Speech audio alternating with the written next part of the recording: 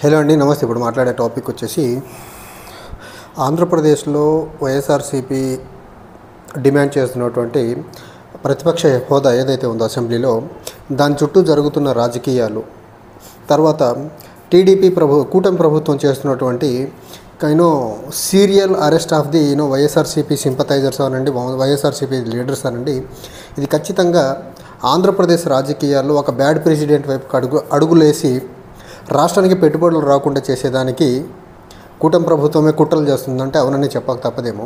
ఇలా ఇప్పుడు కంటిన్యూస్లీ ఒక అపోజిషన్ పొలిటికల్ పార్టీస్ వాళ్ళని అరెస్ట్ చేసుకుంటూ ముందుకెళ్తున్న క్రమంలో గ్లోబల్ ఇన్వెస్టర్స్ అవ్వనివ్వండి, లేకపోతే డొమెస్టిక్ ఇన్వెస్టర్స్ అవ్వనివ్వండి, ఈ డెవలప్మెంట్స్ అన్నింటినీ కీన్గా అబ్జర్వ్ చేస్తుంటారు. ఇప్పుడు జరుగుతున్న అరెస్టులు మళ్ళీ నెక్స్ట్ కూటమి ప్రభుత్వం అధికారం దిగిన తర్వాత నెక్స్ట్ ప్రభుత్వం వస్తే ఇలాంటి సీరియల్ అరెస్టులు జరుగుతూ ఉంటాయి. లేకపోతే వీళ్ళు తీసుకున్నటువంటి డెసిషన్స్ని కానీ నెక్స్ట్ అప్కమింగ్ గవర్నమెంట్ కానీ డెసిషన్స్ అన్ని రివర్స్ చేస్తే పెట్టుబడిదారుడికి ఖచ్చితంగా ఇబ్బంది కలిగే పరిస్థితులు ఉంటాయి. కాబట్టి ఈ డెవలప్మెంట్స్ అన్ని నోటీస్ చేసిన తర్వాత ఖచ్చితంగా డొమెస్టిక్ ఇన్వెస్టర్స్ అవ్వనివ్వండి, లేకపోతే గ్లోబల్ ఇన్వెస్టర్స్ అవ్వనివ్వండి, ఆంధ్రప్రదేశ్కి ముందుగా వచ్చి పెట్టుబడి పెట్టేదానికి సాహసించేదానికి ఆస్కారం ఉందా అంటే ఖచ్చితంగా లేదనే చెప్పాలి. గత 2-3 రోజులుగా చూస్తుంటే ఆంధ్రప్రదేశ్ ప్రభుత్వానికి సంబంధించినటువంటి మంత్రి నారా లోకేష్ గారు 6 లక్షల కోట్ల రూపాయలు, 60 లక్షల కోట్ల రూపాయలు పెట్టుబడులు వచ్చాయని చెప్పే ప్రయత్నం చేశారు. కానీ ఏది గ్రౌండ్ అవ్వట్లేదు, ఏది మెటీరియలైజ్ అవ్వట్లేదు, ఎక్కడ జాబ్ క్రియేషన్ జరగట్లేదు. దానికి రీజన్ ఏంటంటే వాళ్ళు పెట్టుబడులు పెడతామంటున్నారు కానీ వీళ్ళు కండూజివ్ ఎన్విరాన్మెంట్ క్రియేట్ చేయకుండా ఒక పక్క వైఎస్ఆర్సీపీకి స్పెషల్ అపోజిషన్ స్టేటస్ సెంట్రిక్గా జరుగుతున్నటువంటి రాజకీయాల మీద ఎక్కువ ఫోకస్ చేస్తున్నారు. తర్వాత ఇంకో పక్క వైఎస్ఆర్సీపీ లీడర్స్ని అరెస్ట్ చేసేదాని వెనకాల రెండో పక్క ఫోకస్ చేసుకుంటా అసలు ఆంధ్రప్రదేశ్ ప్రభుత్వానికి పెట్టుబడుల ఆకర్షణగా నిలిచేదానికి అసలు పాలసీ మెజర్స్ ఏమైనా తీసుకుంటున్నారా వీళ్ళంటే ఏది కనపడట్లేదు. ఇంకో పక్క ఆంధ్రప్రదేశ్ వీళ్ళు చెప్తున్నటువంటి గత ప్రభుత్వం ఎక్కువ అప్పులు చేసిందనేసి ఆంధ్రప్రదేశ్ని ఒక డెట్ రిడెంట్ స్టేట్గా చూపించడం వల్ల అది కూడా అగైన్ ఇన్వెస్టర్స్ మీద ఒక నెగిటివ్ కాన్సిక్వెన్స్ పడేదానికి ఆస్కారం ఉంది. అసలు వీళ్ళు కావాలని మాట్లాడుతున్నారా లేకపోతే తెలిసి తెలియక మాట్లాడుతున్నారా అర్థం కాని పరిస్థితి. ఒక స్టేట్ ఎకనామిక్ అఫైర్ గురించి, స్టేట్ యొక్క ఎకనామిక్ స్టేటస్ గురించి గవర్నమెంట్ని రన్ చేస్తున్నటువంటి ముఖ్యమంత్రి, గవర్నమెంట్లో పార్ట్ అండ్ పార్సిల్గా ఉన్నటువంటి మినిస్టర్సే ఎక్కువ తక్కువగా ఆంధ్రప్రదేశ్ యొక్క ఎకనామిక్ స్టేటస్ గురించి తక్కువగా చిల్లరగా మాట్లాడితే ఆంధ్రప్రదేశ్ రాష్ట్రానికి వేరే రాష్ట్రాల నుంచి పెట్టుబడులు వస్తాయా? రాష్ట్రాన్ని ఆర్థికంగా విధ్వంసం చేశారని టైం అండ్ అగైన్ మాట్లాడటం వల్ల ఆంధ్రప్రదేశ్ రాష్ట్రానికి పెట్టుబడులు ఎలా వస్తాయనుకుంటున్నారు మీరు? అసలు ఆంధ్రప్రదేశ్ రాష్ట్రం యొక్క పరువుని ఈ పాలకపక్షమే తీసే పనిలో ఉంది కదా. పోనీ వీళ్ళు మాట్లాడుతున్న దాంట్లో నిజమేమన్నా ఉందా అంటే ఆంధ్రప్రదేశ్ అప్పుల గురించి జగన్మోహన్ రెడ్డి గారు 9 లక్షల కోట్ల నుంచి 14 లక్షల కోట్ల వరకు చేశారనేసి వీళ్ళు నోటికొచ్చినట్టు మాట్లాడిన ఈ ప్రభుత్వంలో ఉన్నటువంటి మంత్రివర్గ బృందం ఎకనామిక్ సర్వే ప్రవేశపెట్టినప్పుడు ఎకనామిక్ సర్వేలో చూపించిన అప్పు తీరా తిప్పి కొడితే 5 లక్షల కోట్ల రూపాయలు. అందులో 2014-2019 మధ్యకాలంలో చంద్రబాబు నాయుడు గారు చేసిన అప్పు ఉంది, 2019-2024 మధ్యకాలంలో జగన్మోహన్ రెడ్డి గారి ప్రభుత్వం చేసిన అప్పు ఉంది. సో ప్రభుత్వానికి అప్పు అనేది సర్వసాధారణం. కానీ బయటికి చెప్పే లెక్కలు అంత ఎగ్జాజరేట్ చేసి అంత ఇన్ఫ్లేట్ చేసి చెప్పాల్సిన అవసరం ఏం పడ్డది?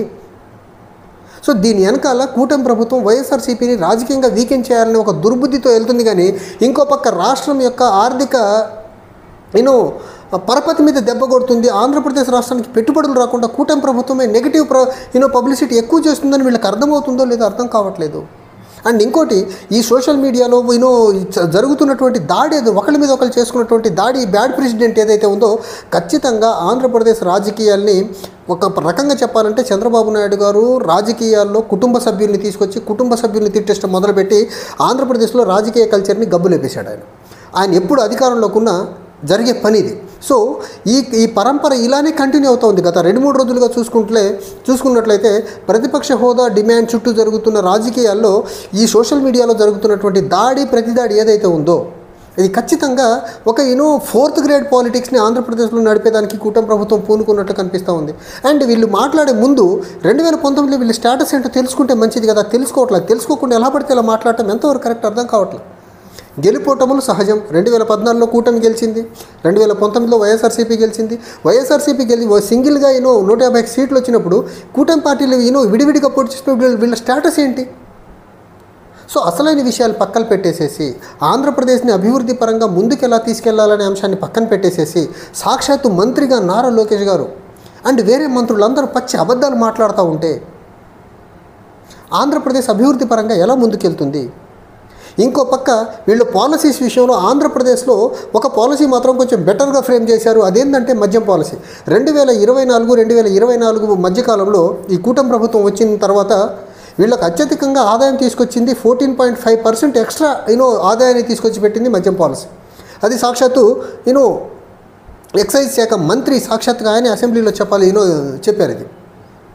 సో వీళ్ళు మద్యం ద్వారా డబ్బులు తీసుకునే పాలసీని బెటర్గా ఫ్రేమ్ చేశారు, కానీ పెట్టుబడుల ఆకర్షణలో, జాబ్ క్రియేషన్స్లో, లేకపోతే ఇన్ఫ్రాస్ట్రక్చర్ క్రియేషన్స్లో, లేకపోతే అగ్రికల్చర్ పాలసీని బెటర్ చేసే దాంట్లో, హెల్త్ పాలసీని బెటర్ చేసే దాంట్లో పాలసీలు ఫ్రేమ్ చేయకుండా వీళ్ళు ఏ కాడికి వైఎస్ఆర్సీపీని టార్గెట్ చేయడం, లేకపోతే వైఎస్ఆర్సీపీ వాళ్ళని అరెస్ట్ చేద్దామనే దాని మీద వీళ్ళు గవర్నెన్స్ మొత్తం ఫోకస్ చేస్తుంది తప్ప, ఇప్పుడు సోషల్ మీడియాలో చూస్తున్నా నెక్స్ట్ అరెస్ట్ ఎవరు అంటున్నారు. కానీ అరే రాష్ట్రానికి నెక్స్ట్ ఏదైనా ప్రాజెక్ట్ తీసుకొద్దామా, నెక్స్ట్ రాష్ట్రానికి ఏమన్నా బెటర్గా మంచి కంపెనీలు ఏమైనా తీసుకొద్దామా, బెటర్గా ఇన్వెస్ట్మెంట్ ఏమైనా తీసుకొద్దామని న్యూసే లేకుండా అయిపోయింది ఆంధ్రప్రదేశ్ నుంచి.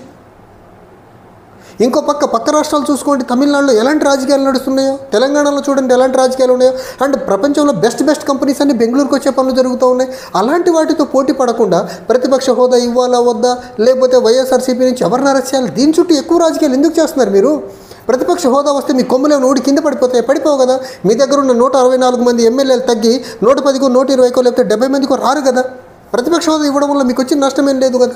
అండ్ ఇంకోటి, రూల్ బుక్ మ్యాండేటరీగా 10% అని నేను చెప్పలేదు కదా, 10% వస్తే ఇవ్వాలనుంది, and that is not mandatory కదా. దాని చుట్టూ ఇంత రాజకీయం ఎందుకు చేస్తున్నారు? ప్రతిరోజు ప్రతిపక్ష హోదా గురించి ఇంతలా రాజకీయం చేసి మీరు ప్రత్యేక హోదా ఆంధ్రప్రదేశ్కి తీసుకొచ్చే దాని చుట్టూ మాట్లాడండి. అండ్ నారా లోకేష్ గారు మొన్న ప్రస్తుతం మాట్లాడుతా ప్రతిపక్ష హోదా అనబోయి ప్రత్యేక హోదా అనేసాడు. ఆయన ప్రత్యేక హోదాకి ప్రతిపక్ష హోదాకి తేడా తెలియని మనిషి ఆయన. నిజంగా ఆంధ్రప్రదేశ్కి special category status need of the hour. ఇప్పుడు అది తీసుకొచ్చే పని చేయండి. కేంద్రంలో ఉన్న మైనారిటీ ప్రభుత్వాన్ని ఒప్పించి తీసుకురండి. ఆంధ్రప్రదేశ్ అభివృద్ధి పరంగా ముందుకెళ్ళేదానికి చాలా వెసులుబాట్లు వస్తాయి దానివల్ల. అలాంటివి చేయకుండా ఏ కాడికి చిల్లర రాజకీయాలు, కుసంస్కారమైన రాజకీయాలు చేసి ఆంధ్రప్రదేశ్ని ఏ డైరెక్షన్లో తీసుకెళ్లాలనుకుంటున్నారు? దేశంలో కేంద్రంలో ఉన్నటువంటి బీజేపీ కూడా అంతే. వాళ్ళని ఎవరన్నా క్వశ్చన్ చేస్తే ఆఫ్ఘనిస్తాన్, పాకిస్తాన్, బంగ్లాదేశ్, హిందూ, ముస్లిం అంటారు. అసలు విషయాల మీద క్వశ్చన్ చేస్తే వాళ్ళు మాట్లాడే మాటలవి. అరే రూపాయి ఎందుకు పడిపోయిందంటే పాకిస్తాన్ రూపాయి పడిపోయింది అంటారు. పాకిస్తాన్ రూపాయి పడిపోతే ఇండియాకి సంబంధం ఏంటి? అరే బాబు మీరు మతపరమైన రాజకీయాలు చేస్తున్నారంటే బంగ్లాదేశ్లో మతపరమైన గొడవలు జరుగుతున్నాయంటాడు. ఇంకో నరేంద్ర మోదీ ఫారిన్ పాలసీ బాగాలేదంటే మీరు బంగ్లాదేశ్ వెళ్ళిపోండి అంటారు. సేమ్ ఇక్కడ కూడా ప్రతిపక్ష హోదా ఇవ్వండి రా బాబు, వైఎస్ఆర్సీపీ కంటే మీరు జర్మనీకి వెళ్ళండి డిప్యూటీ సీఎం అంటాడు. మరి డిప్యూటీ సీఎం గారు మీరు జర్మనీకి వెళ్ళండి అని చెప్పే ముందు 2019లో మీరు ఓడిపోయినప్పుడు ఏ దేశానికి వెళ్ళారు, ఏ ఖండానికి వెళ్ళారు? వెళ్ళలేదు కదా ఎక్కడికి. సో అడిగిన దానికి సమాధానం చెప్పి స్ట్రైట్గా రాజకీయాలు చేయకుండా దొంగ తిరుగుడు రాజకీయాలు కేంద్రంలో బీజేపీ, ఆంధ్రప్రదేశ్లో కూటమి పార్టీలు సేమ్ రెప్లికాలో ఉన్నాయి. వాళ్ళు అక్కడ ఏం చేస్తున్నారు సెంటర్లో, రాష్ట్రంలో వీళ్ళు అలానే చేస్తున్నారు. వాళ్ళు అక్కడ అప్పులు చేసి ప్రభుత్వం నడుపుతున్నారు. కేంద్ర ప్రభుత్వం రాష్ట్రంలో కూటమి ప్రభుత్వం కూడా అప్పులతోనే నడుపుతూ ఉంది. గత 9 నెలల కాలంలో అక్షరాల 73,000 కోట్ల రూపాయలు, అది కూడా అమరావతికి వచ్చినటువంటి అప్పులు కాకుండా, అమరావతికి వచ్చిన 60,000 కోట్ల రూపాయలు కూడా మొత్తం కలుపుకుంటే దగ్గరగా 1,40,000 కోట్ల రూపాయలు అప్పు 10 నెలల కాలంలో. సంపద సృష్టి ఏడికెళ్ళింది అసలు. సో కూటమి పార్టీలు వీళ్ళు కావాలనే రాష్ట్రం యొక్క ఆర్థిక వ్యవస్థను విధ్వంసం చేసే పనిలోనే, రాష్ట్రానికి బెటర్ పాలసీలు ఇచ్చేదాంట్లో లేరు. రాష్ట్రంలో యువతకు ఉద్యోగాలు ఇవ్వాలనేది ఏ ఆస్పెక్ట్లో కూడా వీళ్ళకి కనపడుతున్నట్లయితే కనపడట్లా.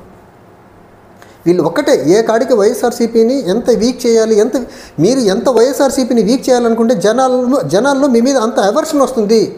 మీ రాజకీయాన్ని జనాలు గమనించట్లేదని మీరు దయచేసి అనుకోవద్దు. అసలు ప్రజలు చాలా మైన్యూట్గా ప్రతిదాన్ని అబ్జర్వ్ చేస్తుంటారు. మీ పార్టీ క్యాడర్ ఒక్కటే ప్రజలు కాదు. మీకు వచ్చిన ఓట్ పర్సెంట్లో ఒక 5-6% రివర్స్ అయితే చాలు, కింద కూర్చుంటారు మీరు. వచ్చిన మ్యాండేట్ని జాగ్రత్తగా రాష్ట్ర అభివృద్ధి కోసం వాడకుండా ఈ చిల్లర రాజకీయాలకి, అరెస్టులకు వాడకపోవడం మంచిది.